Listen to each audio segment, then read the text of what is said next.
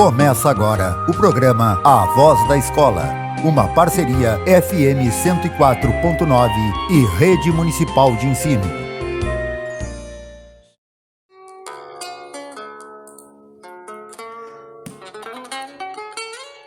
Amargo doce que sorvo.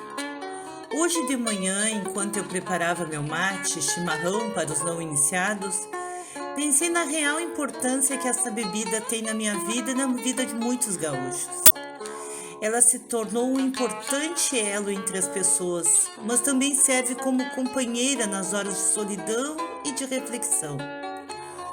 A origem dos termos mate e chimarrão, como não poderia ser diferente, vem dos índios, mais especificamente da tribo chamada Quechua, que habitou regiões mais do sul da América, tendo talvez também visitado regiões da fronteira do Brasil. Alguns países, como Bolívia e Equador, ainda mantêm o dialeto ativo, a palavra mate, mais utilizada pelos países de língua espanhola, se originou de mate, que significa porongo. Para quem não sabe, o porongo nada mais é do que cuia, e é uma planta cultivada em várias regiões do país. Uma lenda antiga desta tribo conta que um ancião e sua filha acabaram ficando em uma tapera durante uma viagem de sua tribo, pois o velho índio não tinha mais condições de seguir viajando. A filha, apesar de triste, ficou ao lado de seu velho pai. Após dias, um pajé aparece e oferece a folha de erva mate e ensina-o a preparar a nova bebida. O pajé explica-lhes que, sorveando essa infusão, terão nessa nova bebida uma nova companhia saudável, mesmo nas horas tristonhas da mais cruel solidão, além de que se sentirão renovados para continuar a viagem. E a verdade é essa. Por mais estranho que pareça, o mate é uma companhia, um preenchimento, e o poeta gaúcho Fabrício Carpinjar define o chimarrão como sua precisão cirúrgica, ritual para dentro da solidão, ritual para fora da solidariedade. E é neste ritual para fora que essa bebida tem um viés agregador. Nada mais aconchegante do que uma roda de chimarrão, e nela todos os assuntos são bem-vindos, bem-quistos. A erva mate por si só tem curiosidades suficientes para um poste particular. Resumindo, ela é uma árvore que habita preferencialmente a região subtropical da América do Sul e do Brasil. Ela possui várias qualidades terapêuticas, mas não vou entrar neste mérito da questão. Seu nome científico é Ilex paraguariensis e deu origem a uma música da banda Engenheiros do Havaí que reflete, ao meu ver, de forma precisa a sensação e os sentimentos envolvidos e provocados pelo mate. E para finalizar, a poesia mais conhecida de todas sobre o chimarrão, da autoria do poeta, folclorista, historiador e tradicionalista Glaucus Saraiva. Amargo doce que eu sorvo, num beijo em lábios de prata, tens o perfume da mata molhada pelo sereno, e a cuia, seio moreno, que passa de mão em mão, traduz no seu chimarrão, em sua simplicidade, a velha hospitalidade da gente do meu rincão.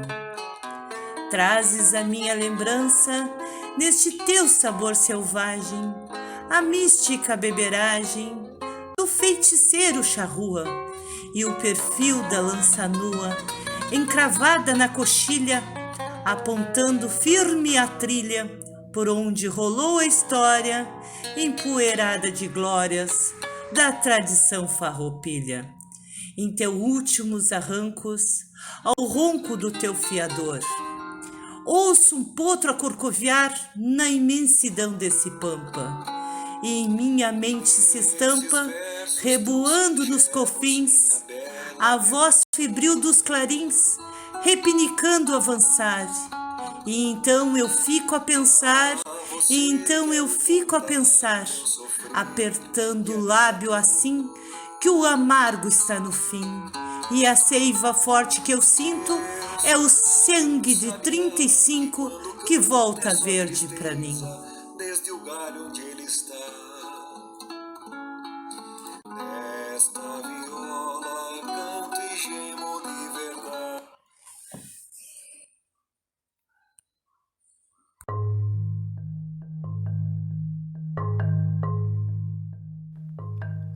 Olá, meu nome é Dário. Eu sou professor de História e Geografia da Escola Carolina Sais. Hoje eu vou falar um pouco sobre a escravidão de africanos no Brasil e o caso de Herval. Além de ter durado mais de 300 anos, ou seja, um tempo bem considerável, as consequências da escravidão estão por toda parte ainda nos dias de hoje na sociedade brasileira. Lembrem-se, o Brasil foi o último país das Américas a abolir a escravidão. Mesmo sendo um período tão doloroso, os escravizados encontraram suas formas de resistência, de sobrevivência ao sistema escravocrata. Em Herval, por exemplo, sabemos do caso de José Teixeira Maciel, um fazendeiro que teria sido o primeiro habitante local a possuir escravos. A sua esposa, Ana Teixeira, seria uma pessoa rigorosa e cruel para tratar com os escravizados. Certa vez, em 1810, ela mandou um casal de escravizados cortar e queimar árvores chamadas de copororoca, cujas cinzas se empregavam no fabrico de sabão. Quando chegou no local em que os escravizados trabalhavam, Ana Teixeira certamente foi gritar com eles. Porém, ela acabou sendo trucidada, assassinada com golpes de machado. Os dois escravizados teriam fugido para os domínios do Rio da Prata. Esse crime chocou tanto a sociedade da época que ele seguiu sendo recordado pelos habitantes locais. E eu preciso dizer, esse relato eu tirei do livro História do Herval, Descrição Física e Histórica do Manuel da Costa Medeiros. Então, por hoje era isso. Um abraço a todos e se cuidem.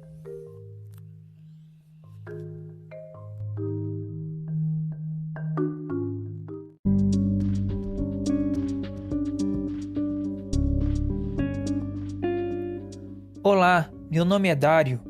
Eu sou professor de História e Geografia da Escola Carolina Sais. Hoje nós vamos falar um pouquinho de um lugar do nosso município, Herval. Esse local se chama Cerro dos Corvos. Tu já ouviu falar? É uma localidade repleta de lendas e histórias que fica não muito distante do nosso colégio. Por ser uma região de fronteira e local de passada de tropeiros e comerciantes, mascates, dizem que o Cerro dos Corvos recebeu esse nome por ser um antigo esconderijo de bandoleiros e matreiros que assassinavam e roubavam quem por ali passasse.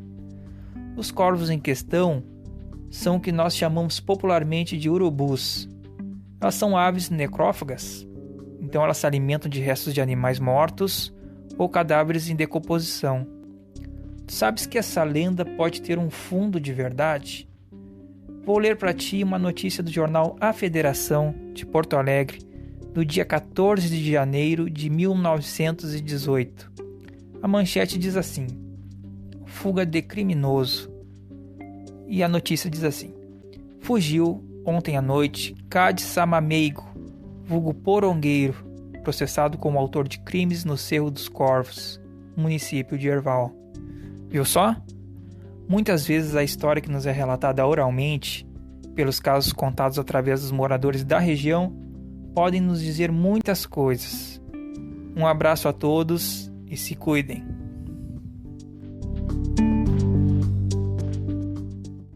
(26 de agosto de 2021) Pela manhã, assim que acordei, pude notar. A pandemia não havia passado. Quando liguei a TV, pude notar mais uma vez.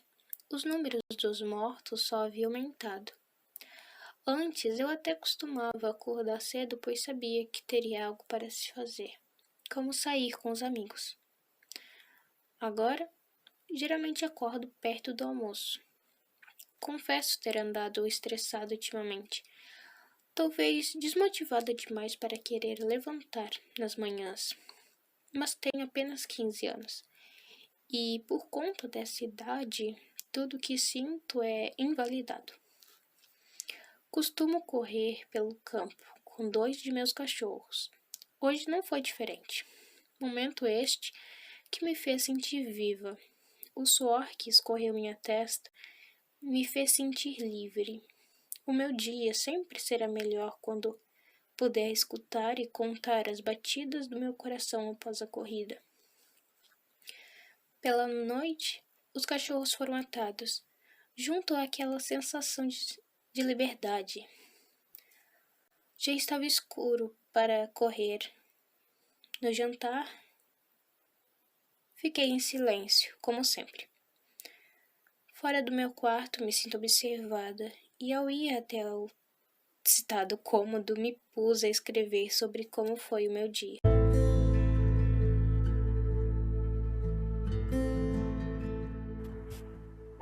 Olá, meu nome é Andréia de Lima Corrêa, sou professora de ensino religioso na Escola Carolina Anália Moraes Sais. Venho trazer uma reflexão sobre solidariedade. 2 homens seriamente doentes ocupavam o mesmo quarto em um hospital. Um deles ficava sentado em sua cama por 1 hora todas as tardes, para conseguir drenar o líquido de seus pulmões. Sua cama ficava próxima à única janela existente no quarto. O outro homem era obrigado a ficar deitado de bruços em sua cama por todo o tempo. Eles conversavam muito. Falavam sobre suas famílias, seus empregos, seus envolvimentos com o serviço militar e sobre aonde eles costumavam ir nas férias. E toda a tarde, quando o homem perto da janela podia sentar-se, ele passava o tempo inteiro descrevendo ao seu companheiro todas as coisas que podia ver através da janela. O homem na outra cama começou a esperar por este período, em que seu mundo era ampliado e animado pelas descrições do companheiro. Ele dizia que da janela dava para ver um parque com um lago bem legal. Patos e cisnes brincavam na água enquanto as crianças navegavam seus pequenos barcos. Jovens namorados andavam de braços dados no meio das flores, e estas possuíam todas as cores do arco-íris. Havia grandes e velhas árvores, cheias de elegância na paisagem, e uma fina linha podia ser vista no céu da cidade. Quando o homem, de perto da janela, fazia suas descrições, fazia-o de modo primoroso e dedicado com detalhes. O outro homem fechava os olhos e imaginava a cena pitoresca. Numa tarde quente, o homem perto da janela descreveu que havia um desfile na rua. Embora ele não pudesse escutar a música, podia ver e descrever tudo. Dias e semanas passaram-se. Em uma manhã, a enfermeira do dia chegou trazendo água para o banho dos 2 homens e achou um deles morto. O homem que ficava perto da janela morreu pacificamente durante o sono à noite. Ela estava entristecida e chamou os atendentes do hospital para levarem o corpo embora. Assim que julgou conveniente, o outro homem pediu à enfermeira que mudasse sua cama para perto da janela. A enfermeira ficou feliz em poder lhe fazer esse favor. E depois de verificar que ele estava confortável, o deixou sozinho no quarto. Vagarosamente e pacientemente, ele se apoiou em seu cotovelo para conseguir olhar pela primeira vez pela janela. Finalmente, poderia ver tudo por si mesmo. Ele se esticou ao máximo, lutando contra a dor, para poder olhar através da janela. E quando conseguiu fazê-lo, deparou-se com um muro todo branco. Ele então perguntou à enfermeira o que teria levado seu companheiro a descrever-lhes coisas tão belas todos os dias, se pela janela só dava para ver um muro branco. A enfermeira respondeu que aquele homem era cego e não poderia ver nada mesmo que quisesse. Talvez ele só estivesse pensando em distraí-lo e alegrá-lo um pouco mais com suas histórias.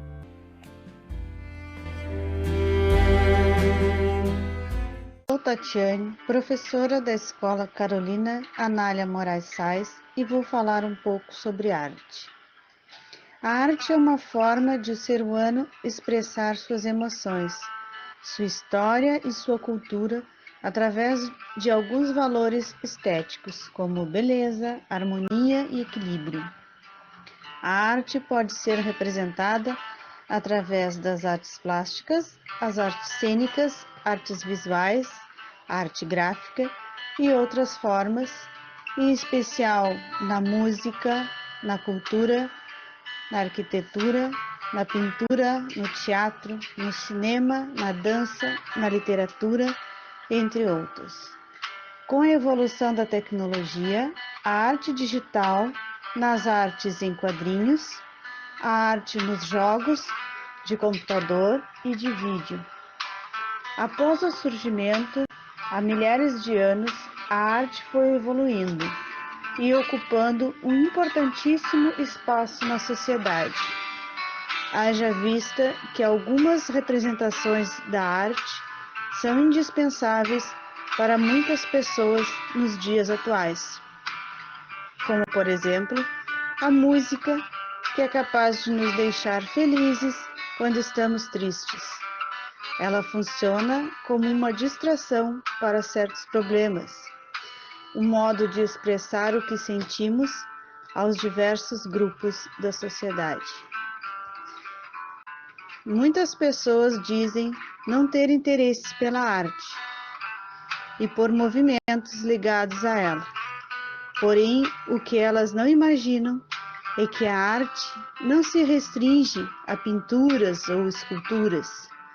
Também pode ser representada por formas mais populares, como a música, o cinema e a dança. Essas formas de arte são praticadas em todo o mundo, em diversas culturas. Atualmente, a arte é dividida em clássica e moderna, e qualquer pessoa pode se informar sobre cada uma delas e apreciar o que melhor se encaixar com sua percepção de arte. A arte pode ser também uma forma de expressão pessoal e de lazer. E você, já fez arte hoje? Experimente, divirta-se. Olá, meu nome é Felipe e eu sou professor de matemática na Escola Carolina Sais. Na matemática, algumas vezes nos deparamos com conceitos e regras que parecem difíceis de ser memorizadas. Por isso, em alguns casos, uma música abordando o conteúdo ajuda bastante na aprendizagem. Como no caso dessa música do Raul Seixas, que eu adaptei a letra para falar sobre as regras de sinais na soma e subtração dos números inteiros. Vamos ouvi-la?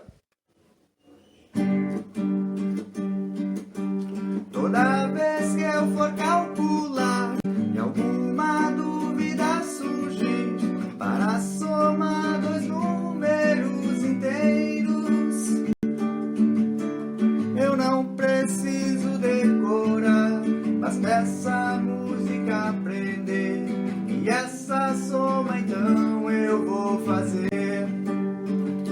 Quando na conta os dois sinais forem iguais, eu vou somar e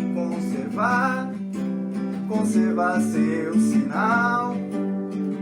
Sinais diferentes eu vou diminuir e vou manter o sinal, manter ter o sinal do maior.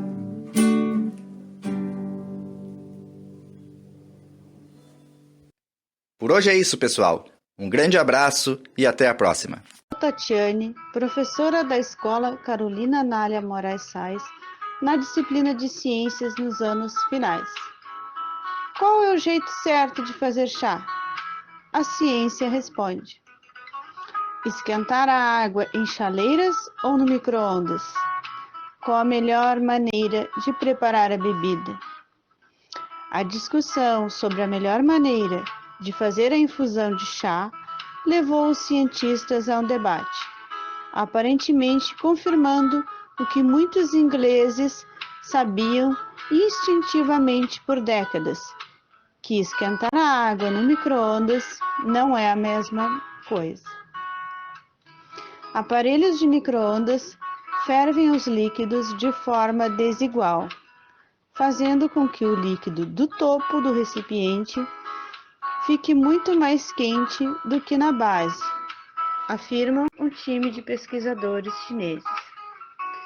Normalmente, quando um líquido está sendo aquecido, a fonte de calor, um fogão ou uma chaleira elétrica, por exemplo, esquenta o recipiente de baixo para cima, e o processo de convecção faz com que o líquido na base seja aquecido, fique menos denso e suba para o topo, permitindo que a parte mais fria do conteúdo tenha contato com a fonte de calor. Isso resulta em uma temperatura uniforme em todo o recipiente. Entretanto, em micro-ondas, a fonte de calor está espalhada por todo o aparelho, então o processo de convecção não ocorre. Enquanto as chaleiras podem aquecer a água mais uniformemente, uma outra pesquisa científica mostrou que o micro-ondas pode potencializar benefícios da composição dos chás, como catequinas e cafeína. E aí, fãs de chá? Então, quem está certo? Uma xícara quentinha por igual ou uma que mantenha o estado de alerta por mais tempo? Termina agora o programa A Voz da Escola, uma parceria FM 104.9 e Rede Municipal de Ensino.